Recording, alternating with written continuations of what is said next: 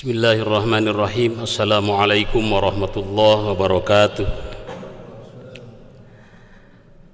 Alhamdulillahilladzi anzalal Qur'an hudan linnasi wa bayyinatin minal huda wal furqan.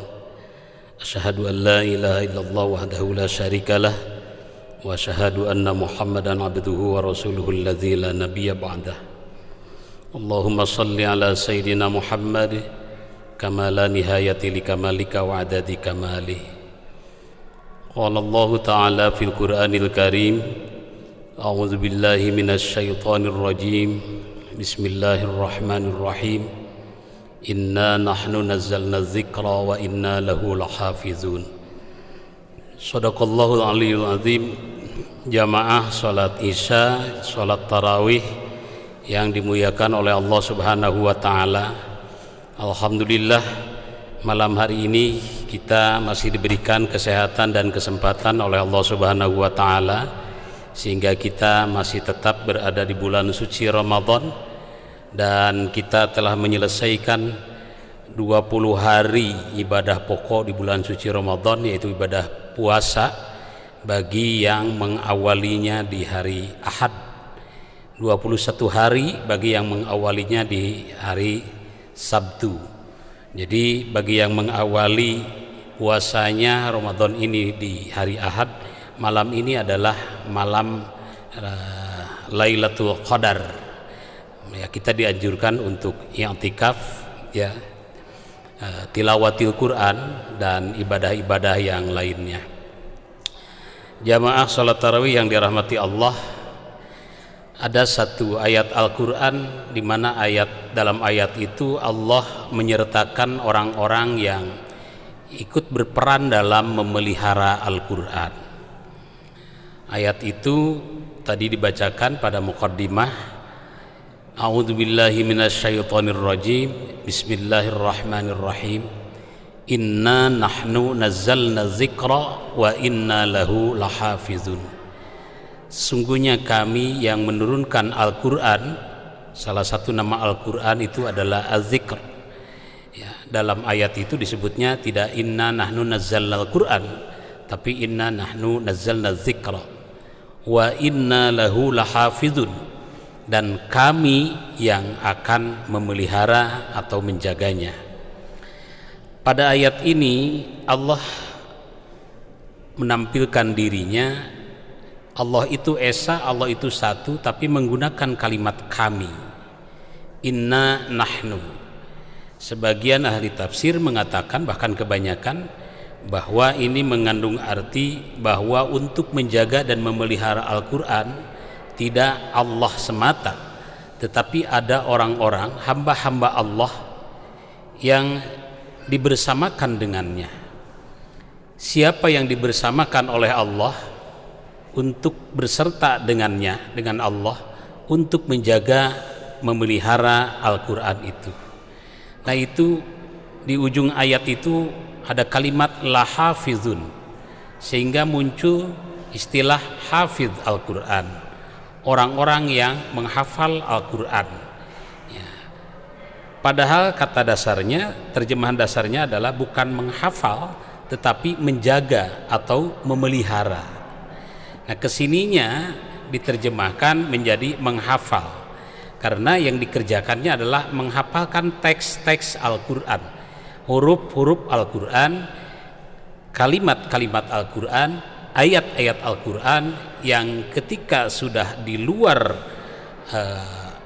pengetahuannya, ya, di luar akalnya, dia mampu membaca tanpa melihat teksnya, tanpa melihat ayatnya, tanpa melihat kalimat dan hurufnya. Muncul sebuah pertanyaan, orang yang seperti apa sih yang disebut dengan hafiz?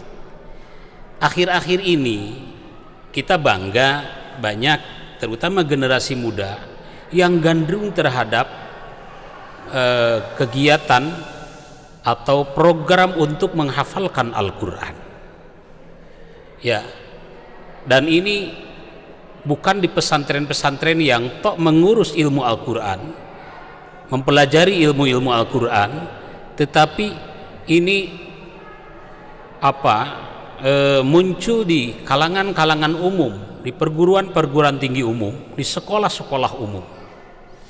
Ini tentunya merupakan kegembiraan bagi kita sebagai Sivitas Akademika UIN Sunan Gunung Jati Bandung yang terus menggali isi kandung Al-Quran. Ini adalah wujud kecintaan, kesadaran umat, kesadaran masyarakat akan pentingnya mempelajari kitab suci melalui menghafalkan teks-teksnya atau nasnya atau kalimat atau ayatnya.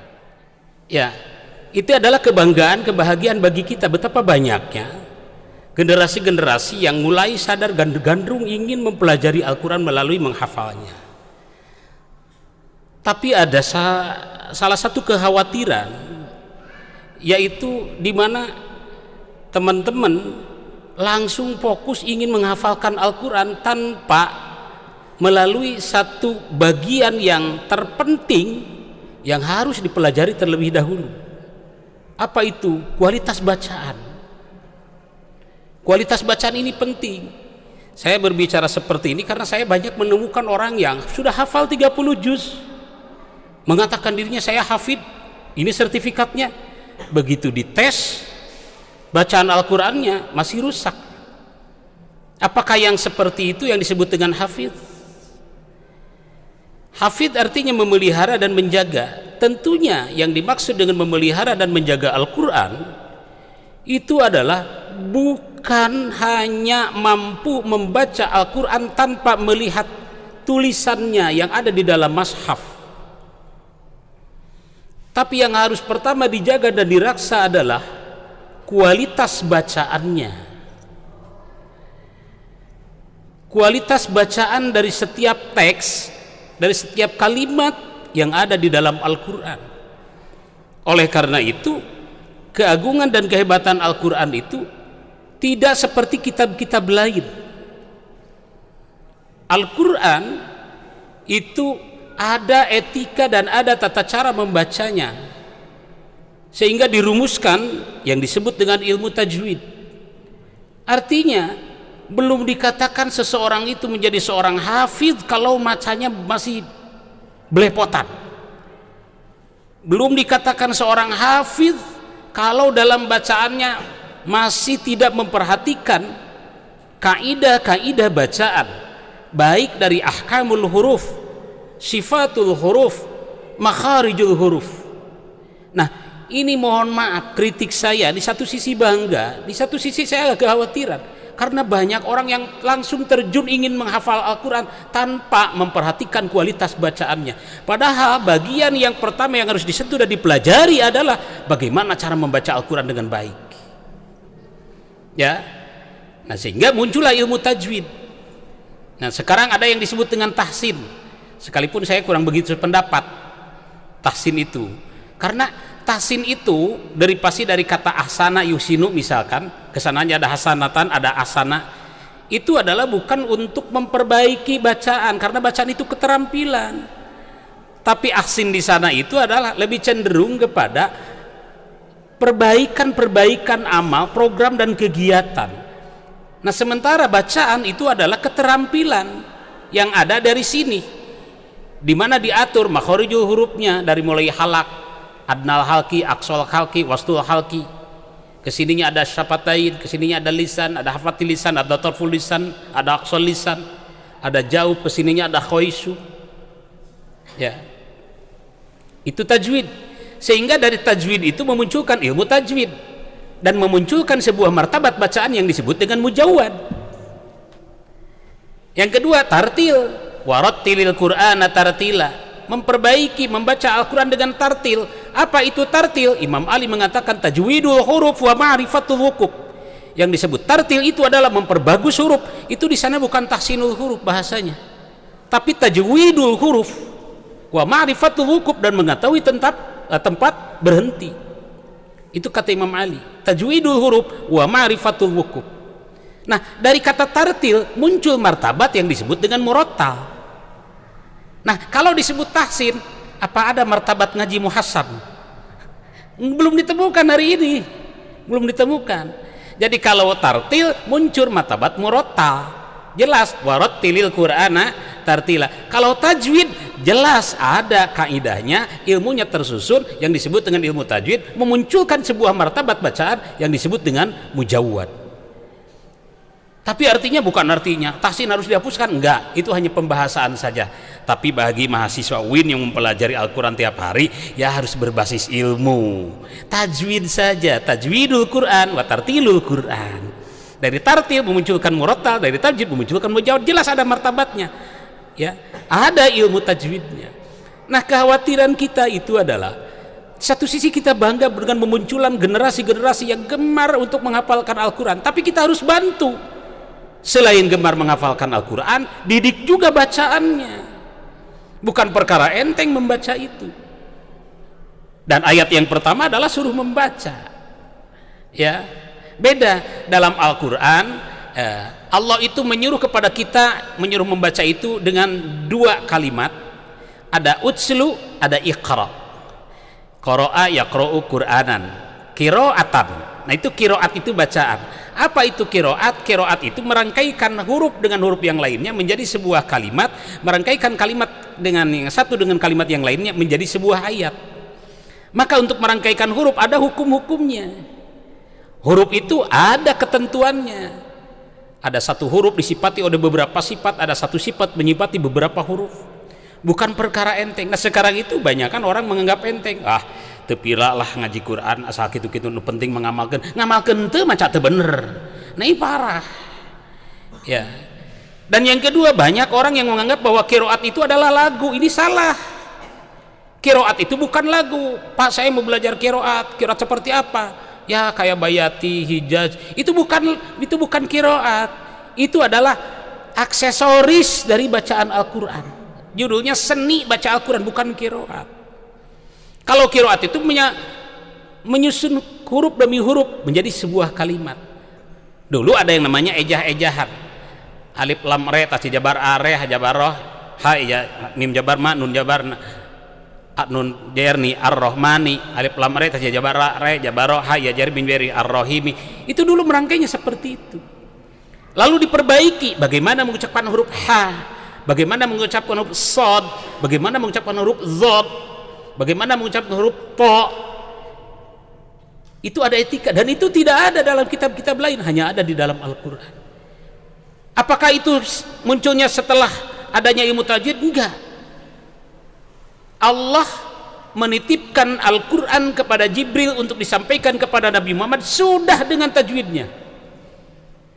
Sekalipun pada waktu itu belum ada istilah iklab, idhar, idgham, ikhfa syafawi, ikhfa abad, ikhfa usat, ikhfa akrab, belum ada. Yang kedua, belum dikatakan seorang hafid kalau belum bisa menulisnya. Menulis Al-Quran itu berbeda dengan menulis Arab-Arab lainnya. Dalam Al-Quran itu ada yang bunyinya sama ketika dibaca, tapi ketika ditulis beda. Terkadang ada huruf-huruf yang tidak sesuai dengan kaidah-kaidah ilmu tajwid. Contoh, setiap alif mati dan sebelumnya ada fathah itu maka harus mad tabi'i, bacanya 2 harakat. Tapi tidak semua itu. Dalam surah Al-Kahfi ada ditulis lakinna, menurut tajwid itu harus panjang, tapi Imam Asim riwayat Hafaz tidak boleh memanjangkan lakinnahu Allah sekalipun ada alif. Contoh kalimat yang sering kita temukan, ulaika, setelah setelah hamzah itu ada waw. Waw itu tidak berharakat, waw itu mati, sukun. Menurut kaidah tajwid, kalau ada waw mati dan sebelumnya ada domah, maka wajib panjang 2 harakat, itu disebut mad tabi'i. Tapi pada kalimat ulaika seluruhnya ada yang dalam Al-Quran tidak boleh dibaca panjang. Kalau begitu udah aja jangan ditulis, nggak bisa, tetap harus ditulis. Itulah Al-Quran. Ada kalimat rahmatallahi qarib, ada kalimat bima rahmati minallah, sama dibacanya rahmat tapi ditulisnya beda-beda. Ada yang ditulis dengan ta marbutoh, ada yang ditulis dengan ta maftuhah, dan itu mengandung tafsir yang berbeda. Nah, ini luar biasanya. Ada kalimat al-malaikah, malaikatun, mim, lam, hamzah disatukan dengan kaf. Itu disebutnya disatukan, mausul. Ada juga yang diterputuskan, mala, mim, lam, alif, ika, itu terpisah. Ya, min kulli maqtu'in wa mausulin biha wa ta'iun salam takun tuktab biha.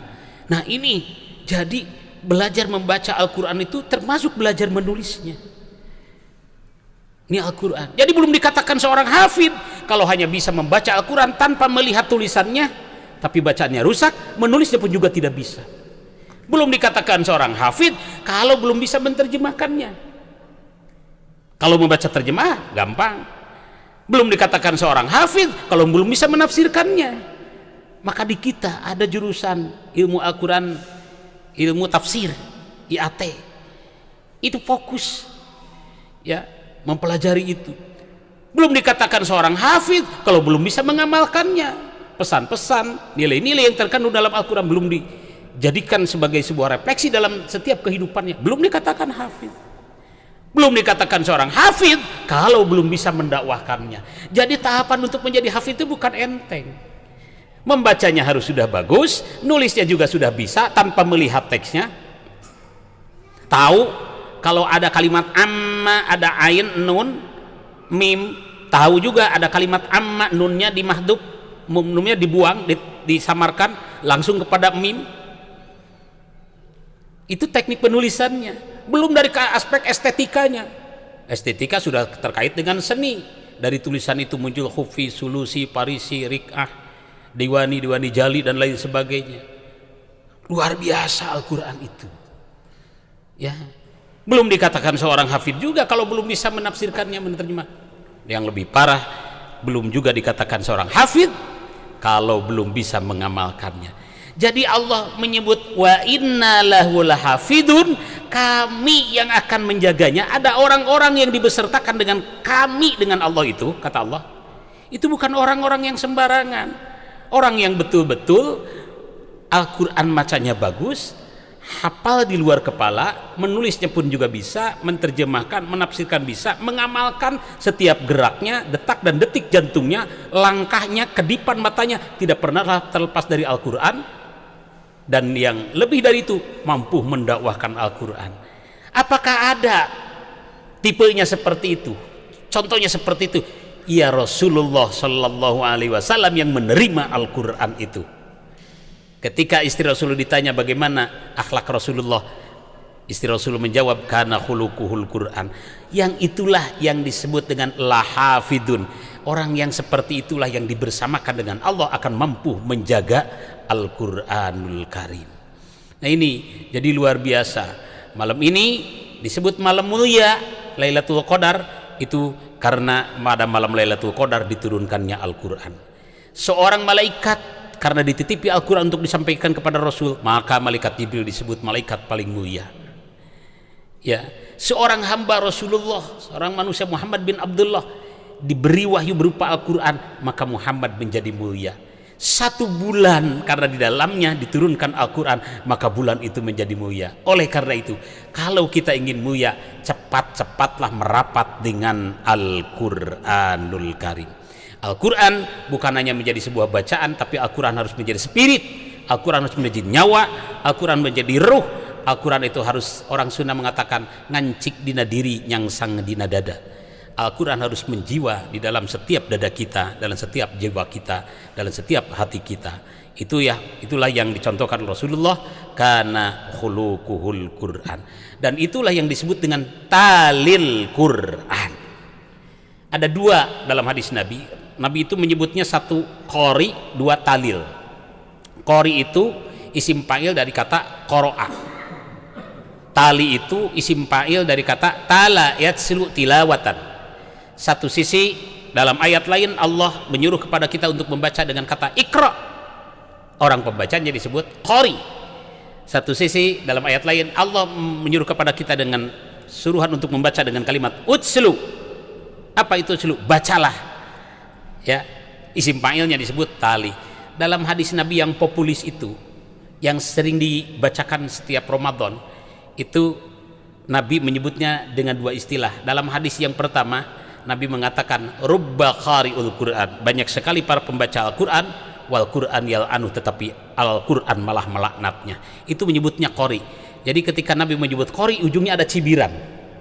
Tapi ketika Rasul menyebut talil Quran, para pembaca Al-Quran, ada salah satu hadis Nabi, surga itu rindu kepada beberapa golongan. Yang pertama adalah talil Quran.